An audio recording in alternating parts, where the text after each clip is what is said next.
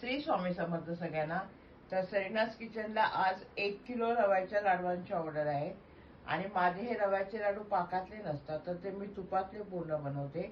तर ती ऑर्डर कशा प्रकारे बनवते, तर यासाठी मी एक रील बनवते. तर त्यासाठी लागणारं साहित्य हे अर्धा किलो मी रवा घेतलाय, त्याच्यानंतर खोबऱ्याचा बुरादा घेतलाय, तसेच अर्धा किलो तूप घेतलंय कारण हे पूर्ण तुपातले लाडू आहेत.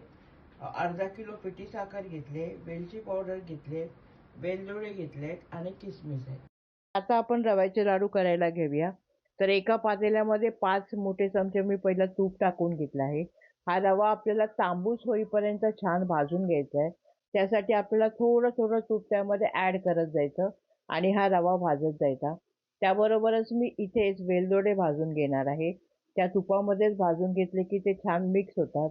तसेच त्याच्यामध्ये 5 मोठे चमचे खोबऱ्याचा बुरादा देखील ऍड केलाय. तो देखील छान भाजून घ्यायचा. त्याच्यानंतर 2 चमचे त्याच्यामध्ये वेलचीची पावडर टाकली आहे आणि हे सगळं छान मिक्स करून झाल्यानंतर गॅस बंद करायचा आणि मग त्यामध्ये पिठी साखर ॲड करून तो रवा एकदा छान मिक्स करून घ्यायचा. त्याचबरोबर एका साईडला आपल्याला तूप देखील वितळून घ्यायचे आहे, कारण या वितळलेल्या तुपामध्येच आपल्याला हे लाडू बांधायचे आहेत.